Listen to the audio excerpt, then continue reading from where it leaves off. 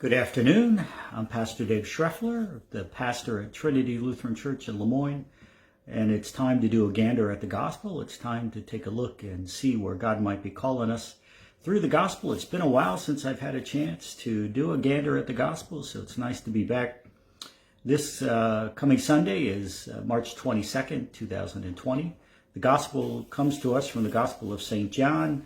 Pretty much, it's the entire 9th chapter. So here we go. It's a long gospel lesson. As Jesus walked by, he saw a beggar who was born blind. The disciples of Jesus asked, "Teacher, why was this man born blind? Who was it that sinned, he or his parents?" "It was neither," Jesus answered. "But because of his blindness, you will see God work a miracle for him. As long as it is day, we must do what the one who sent me wants me to do. When night comes, no one can work. While I am in the world, I am the light for the world." Jesus spat on the ground, mixed the spit and dirt together to make mud, and rubbed the mud into the man's eyes. "Go wash your eyes in the pool of Siloam," Jesus told him. The man left and washed the mud off. Now he could see. Many people used to walk by the man as he begged. These people and the man's neighbors wondered and asked each other, "Isn't this the man who used to sit and beg?" To this point, there was an argument. "Yes, he's the man," some said, but others disagreed. "He looks just like the man." Finally, the man answered, "I'm the beggar." "Then how can you see?" they asked. He answered, "Someone named Jesus made some mud and smeared it on my eyes. He told me to go and wash it off in this pool of Siloam. When I did, I could see." "Where is he now?" they asked. "I don't know," he answered. Then they brought the beggar to religious leaders called Pharisees. When the religious leaders and teachers found out Jesus made mud and healed the man on the Sabbath, they questioned him. "How did you get your sight back?" the Pharisees demanded. "This man came by and put mud on my eyes. I washed it off," the beggar replied. "Now I can see." "Well, God commanded us not to do any work on the Sabbath. This man broke God's law when he cured you," some of the Pharisees stated. "So this man cannot come from God." But other leaders disagreed. "But how can a man who breaks God's law do such things?" they said. So an argument broke out among the Pharisees and other religious leaders. In the end, they asked the beggar, "What's your opinion of the man who healed you?" "He's a prophet," the man replied. But the Jewish leaders would not believe that the man had once been blind. They sent for his parents and asked them, "Is this your son, the son that you said was born blind? How can he see?" The man's parents answered, "We are certain that he is our son, and we know that he was born blind, but we don't know how he got his sight or who gave it to him. Ask him. Leave us out of it. He's old enough to speak for himself." The man's parents said this because they were afraid of the Jewish leaders. The leaders had already agreed that no one who was to have anything to do with anyone who said Jesus was the Messiah.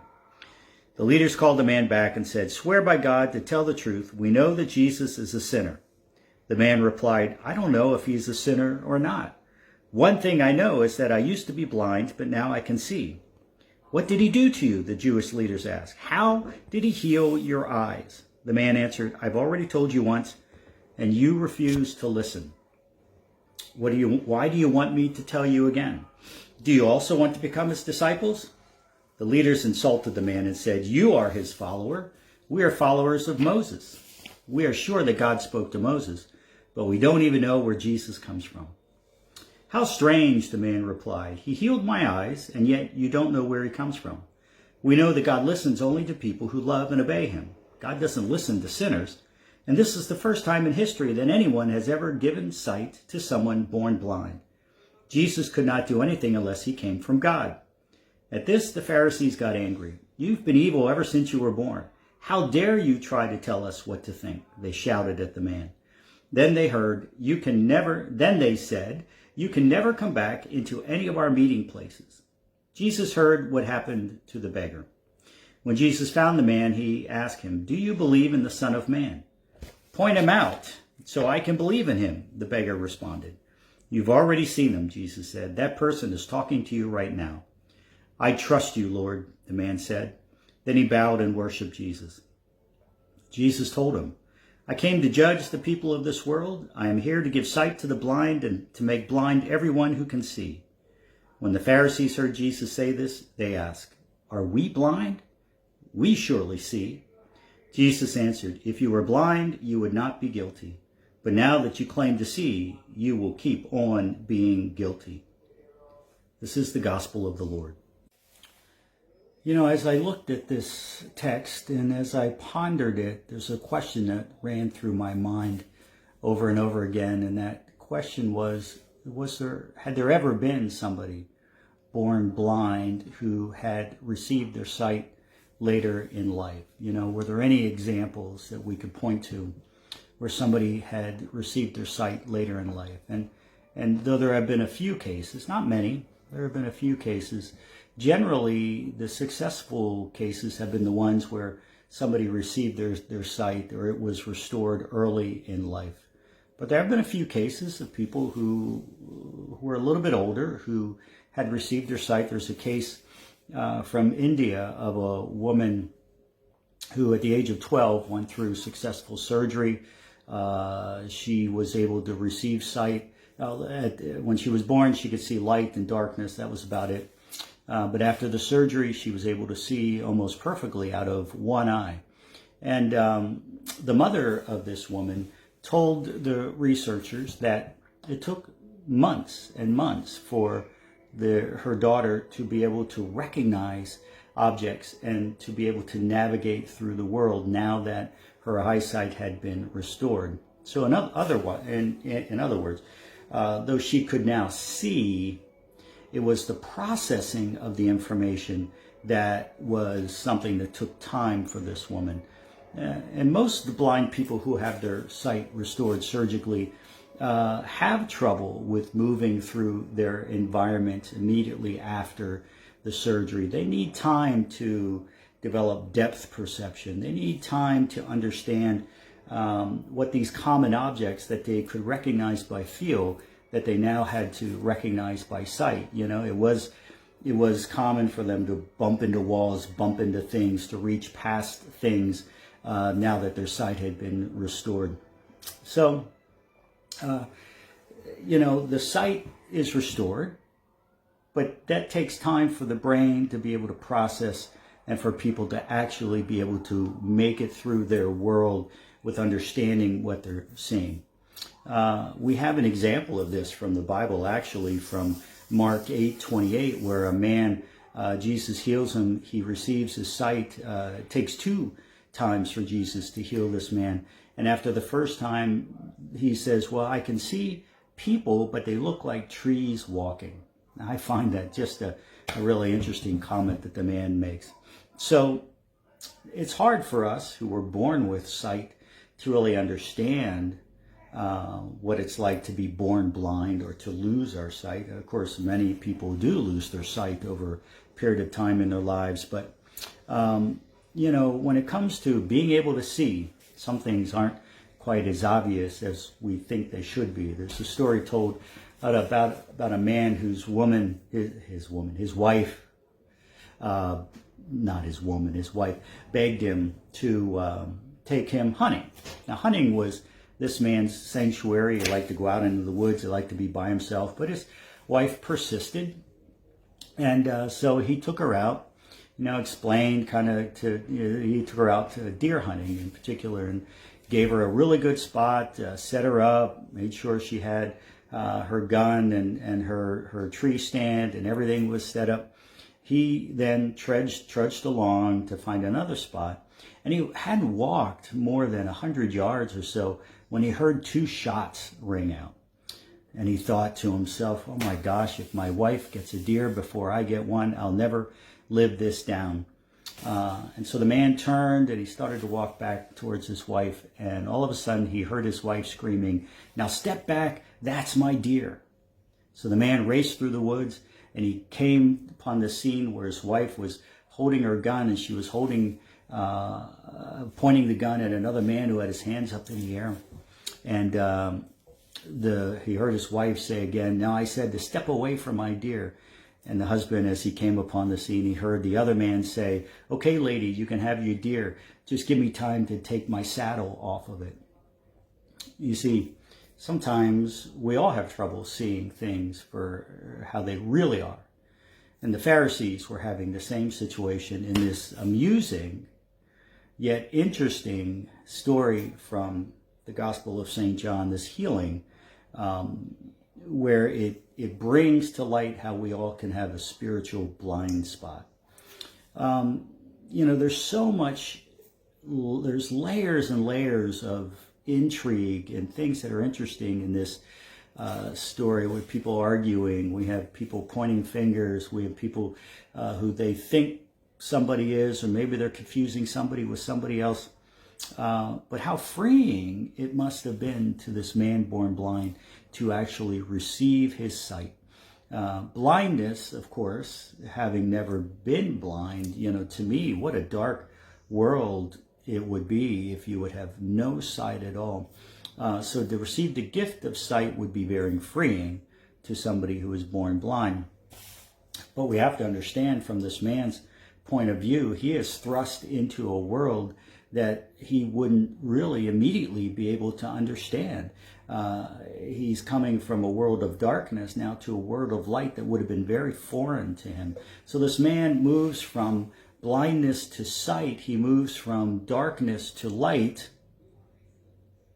And according to the teachings of Jesus, the Pharisees do just the opposite. They move from being able to see to blindness. They move from the binding world of Pharisaic law and teaching to the freeing teaching of Jesus. And they can hear what Jesus is saying and what he's trying to teach, and this argument that's going on, but they stay spiritually blind.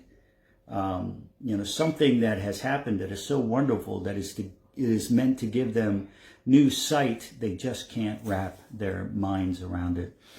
But it's a gradual process throughout this healing miracle, the Pharisees moving from spiritual sight to spiritual blindness, or for us, moving from spiritual blindness to faithful sight. Because coming out of spiritual blindness takes time.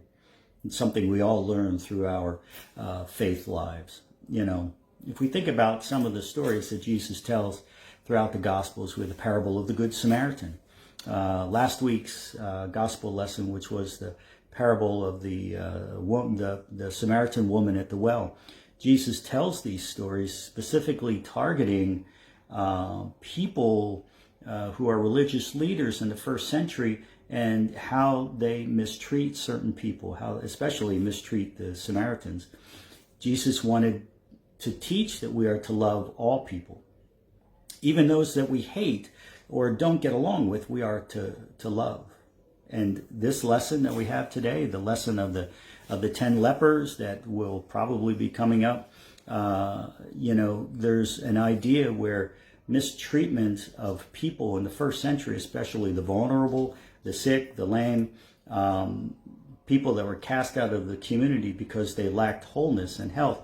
Jesus was teaching that we're to love those people. We're to learn to not separate ourselves from each other.